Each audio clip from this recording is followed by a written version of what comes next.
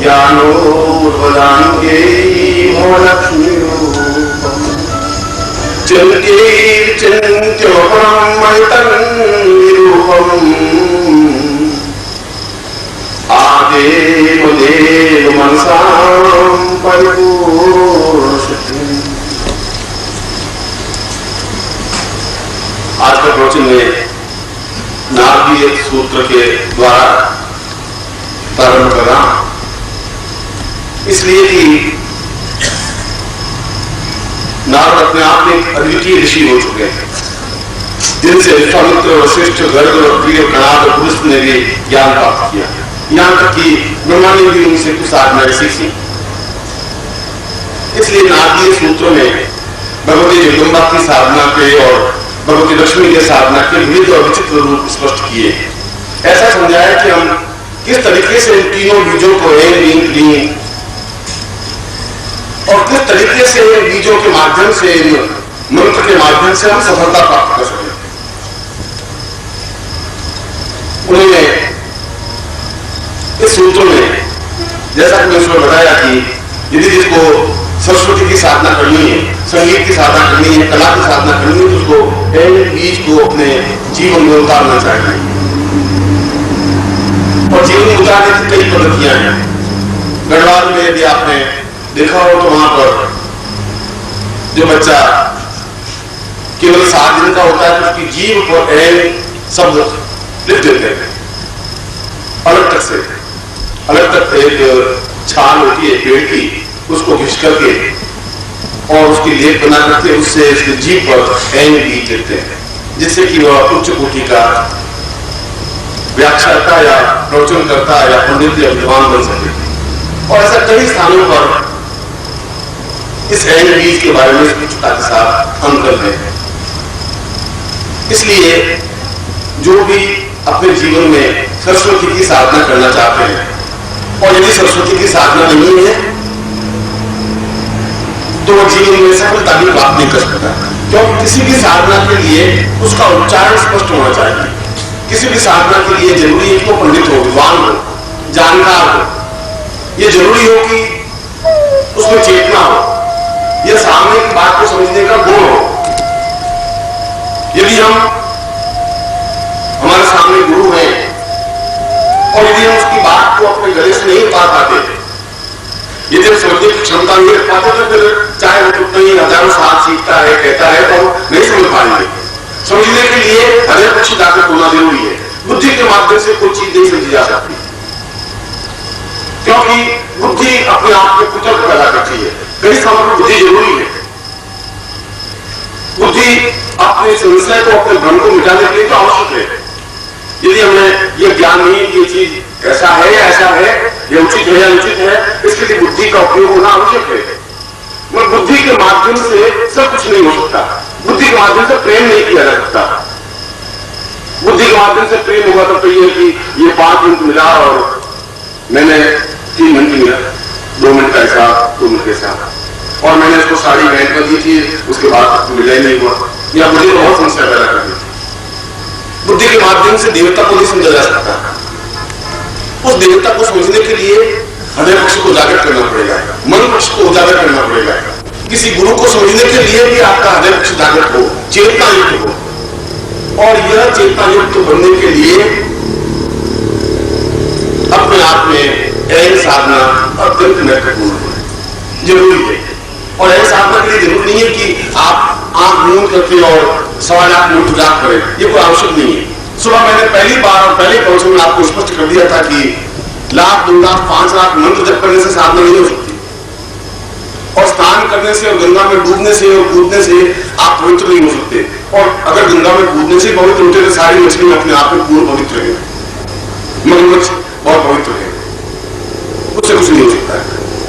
पवित्रता के लिए मन का भाव होना चाहिए, मन की चेतना होना चाहिए, मन में एक स्फुरण होना चाहिए, एक सीखने की और कहने की क्षमता होनी चाहिए, अत्यंत नम्रता के साथ बात कहने का एक तरीका होना चाहिए। विद्वान की बातचीत में और मूर्ख की बातचीत में रात दिन का अंतर होगा। मूर्ख की बातचीत हथौड़े की तरह हुई, एकदम सीधा प्रहार करेगी, मगर उतना ही प्रहार पंडित विद्वान भी कर सकता है, मगर एक सलीके से, एक तरीके से, एक चेतना युक्त, अपनी बात के मर्म को गहराई के साथ कहने के लिए। एक बहुत बड़े कथावाचक थे, कथावाचक मतलब उन्होंने जिंदगी भर भागवत की कथा की। कुछ साल पहले उनकी मृत्यु हो गई है। गुजरात में एक जगह भोजन के लिए आमंत्रित किया, उनको भी और मुझको भी। मैंने कहा कि उन महाराज को बुला रहे हैं तो मुझे मत बुलाए, क्योंकि मैं दो बात कहने वाला हूं, मैं कुछ कह दूंगा, उनको बुरा लग जाएगा, इसलिए पहले उनको भोजन करवा दीजिए, फिर मैं आपके यहाँ जाऊंगा। तो नहीं, ऐसा कैसा होता है गुरुजी, आप तो आइए और आप बैठिए। उनको भोजन परोसा, मुझको भोजन परोसा, भोजन करने के लिए बैठे तो उन्होंने बैंगन की सब्जी बनाई थी। उन्होंने बैंगन की सब्जी निकाल के बाहर रख दी।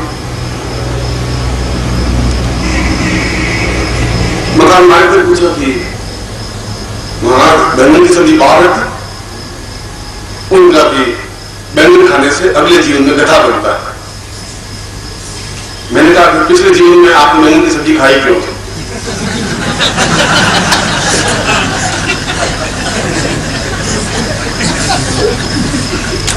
अब मैंने इस पूरे शब्दों में वो गधा शब्द प्रयोग किए नहीं। मैंने नहीं कहा आप गधे हैं, ऐसा मैंने नहीं कहा। अगर कोई मूर्ख होता कहता आप गधे हैं, आप ऐसा क्यों बोले? और यदि कोई विद्वान है तो और तरीके से इस बात को उत्तर दे सकता है। मेरे कहने का मतलब है कि बात कहने की चतुराई होनी चाहिए, एक तरीका होना चाहिए, एक सिस्टम होना चाहिए, और वह सिस्टम, वह तरीका, एक प्रगल्भता, समझदारी एन साधना के माध्यम से आ सकती है। मैंने एक बार अपने प्रवचन में समझाया था कि मनाली से और शिमला से करीब 70-80 किलोमीटर दूर एक लोहड़ी ग्राम है, और उस स्थान का उदाहरण दे रहा हूं जहां आप जाकर देख सकते हैं। कभी आप जाए, इस भारतवर्ष में हजारों विचित्र चीजें हैं, हजारों विचित्र गांव हैं, हजारों विचित्र दर्शनीय स्थान हैं। आप या तो कभी जाते नहीं या आपको समय मिलता नहीं। उस गांव में कुल 20 घर हैं ब्राह्मणों के, जो के ब्राह्मण होते हैं।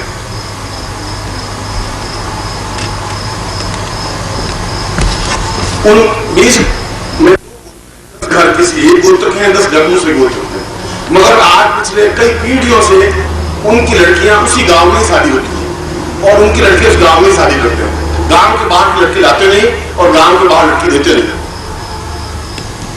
4-4 साल के बच्चे दौड़ने से संस्कृत का उच्चारण करते हैं, गीता को प्रवचन दें आधे घंटे तक, ऐसा कि जैसे वास्तव में अद्वितीय विद्वान हो, और गिल्ली डंडा खेलते रहते हैं और प्रवचन देते रहते हैं, या भागवत के ऊपर या रामायण के ऊपर या किसी विषय पर धर्म से बोलते रहते हैं। उनको खुद को पता नहीं क्या बोल रहे हैं। और मैं संन्यास जीवन में, जब संन्यास जीवन में था, तो मैं उस लोहड़ी गांव में देख आश्चर्यचकित रह गया कि ये ऐसा कैसे हो सकता है? 3-4 साल का बच्चा गीता पर इतनी सटीक टीका तो नहीं कर सकता। मगर उस गांव में जो बड़े बूढ़े हैं, वे जन्म के 1 घंटे बाद, 1.5 घंटे बाद एक विशेष क्रम, विशेष को दीक्षा, विशेष को मंत्र जाप ऐसा संपन्न करवाते हैं, उसकी जीभ पर विशेष रासायनिक या जड़ी बूटियों के माध्यम से शाही बना करके जीभ पर एन लिख देते हैं, और उसको स्वतः अचानक विद्वत्ता का बोध हो जाता है। आज के युग में ये बात आपको असंभव और कठिन तो लग सकती है, मगर आश्चर्यचकित करने वाली नहीं है। बीज अपने आप इतना महत्वपूर्ण है। यदि उस साधना के क्रम को आपको समझाएं कि उसको किस प्रकार से साधना के क्रम को किया जाए, किस तरीके से बीज को अपने हृदय में उतारा जाए, किस तरीके से उसको समझा जाए, सीखा जाए, और जिस दिन ये सीख ले, जिस दिन इसको आप पूर्ण से हृदय में उतार ले, उस दिन अपने आप को विद्वत्ता आपके पास स्पष्ट हो सकती है। उसमें अपने आप आपको बोलने की चतुराई आ सकती है, कला आ सकती है, आपका प्रभाव हो सकता है, चेहरे पर एक इफेक्ट हो सकता है, सामने वाले को आप प्रभावित कर सकते हैं। और जब आप ऐसा नहीं कर सकते, इसका मतलब है कि आपको अपने जीवन में उस साधना क्रम को नहीं समझ पाए। उस साधना क्रम को समझने के लिए जीवन में एक सही गुरु की आवश्यकता है, जिसको खुद को ऐसा ज्ञान हो। जो गुरु खुद ज्ञानवान नहीं है, जो गुरु केवल पाखंड है, जहां ढोंग है, जहां एक पंडित गिरी है, जहां पैसे कमाने की धुन है, वहां पर तुम्हें वो कुछ नहीं सिखा सकता। और तो एक चालाकी है, दूरता है, मक्कारी है। ये पंडित ये गुरु आपको नहीं सिखा सकते। उन्होंने तो एक तरीका बना रखा है, एक सिस्टम बना रखा है, उस सिस्टम से आपको घुमाते रहते हैं। मन नहीं। इसलिए जीवन के क्रम को इस बीज के साथ, इस नारदी सूत्र की जो आज में व्याख्या की, इस नारदी सूत्र में कहा कि उस पंडित इस जीवन का चिंतन लक्ष्मी साधना के माध्यम से भी संभव है। और ये सारा श्लोक इस बात को इंगित करता है कि क्या किसी मंत्र से ऋण बीज की साधना की जा सकती है।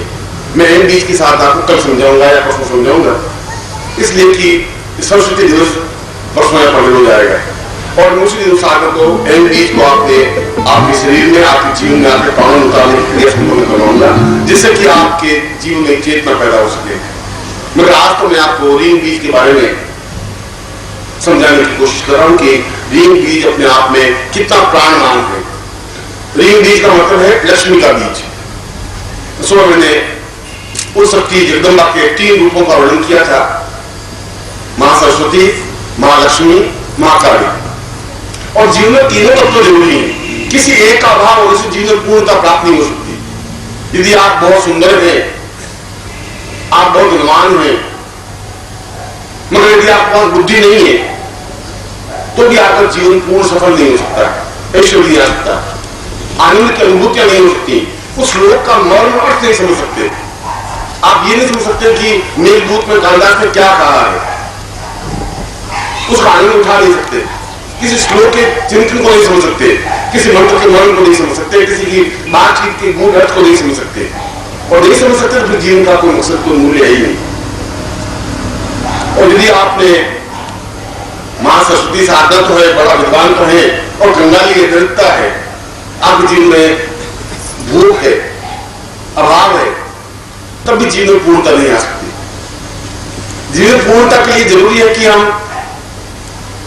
सरस्वती की साधना में भी पूर्ण हो, लक्ष्मी की साधना में भी पूर्ण हो, हमारे जीवन में ऐश्वर्य हो, संपन्नता हो, श्रेष्ठता हो।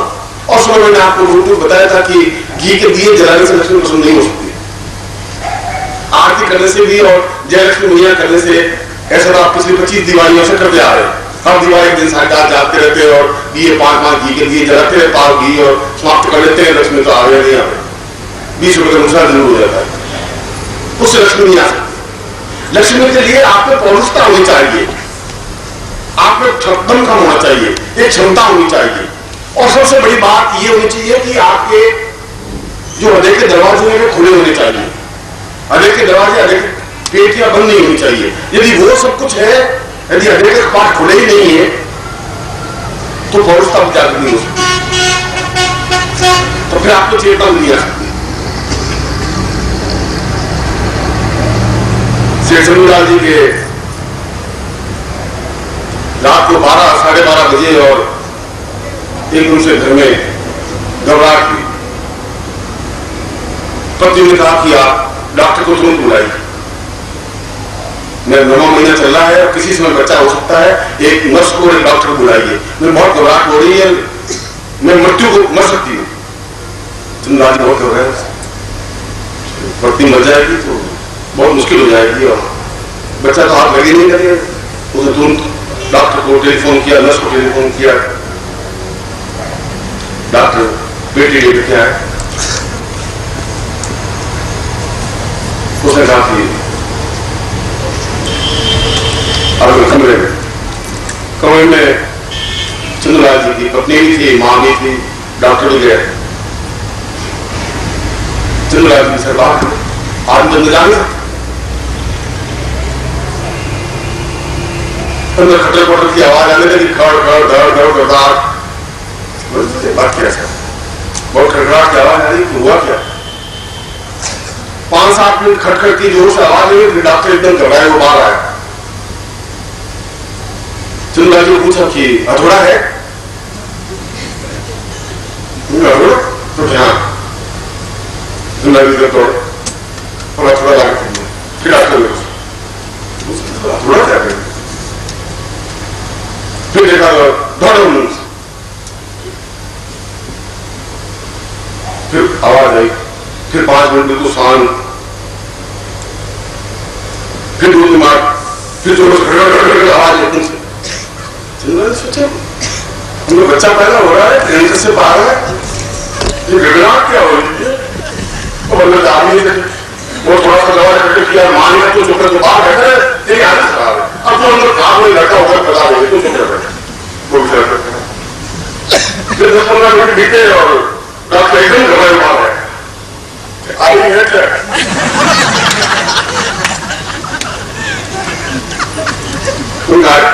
तो क्या आपने बैठा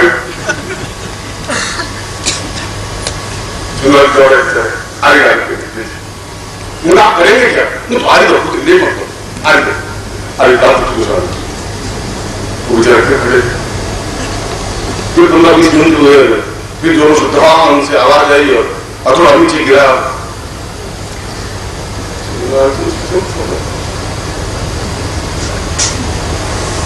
जोर से बाहर आवाज नहीं हुई। मुन्ने की मम्मी कुछ कोई समाचार है क्या? ये क्या खड़खड़ और आवाज कौन? जितने से पूरी पीठी से आवाज दौड़न।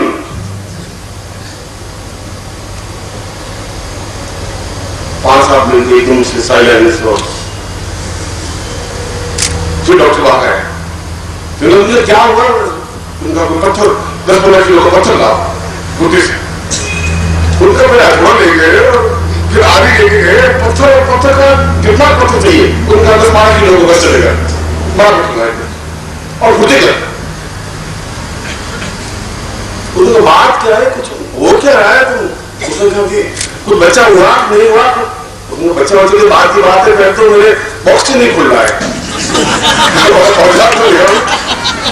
बॉक्स खुले तो मालूम हो, और तुम्हारे बच्चे खुले तो मेरा प्रोटीन तुम्हारे गले उठे, बस बंद कर देते। अब मैं समझा हूँ क्या समझाऊं, और जितना समझाऊं आपको तो बंद किया होगा क्या मैं सोचा कुछ हो रहा है, कुछ हो रहा है। मैं लड़ू की मम्मी कुछ हो रही है, हमने तो थोड़ा खोल लिया, पूरा बच्चा बन गया। मैं चाहे भी समझाऊं या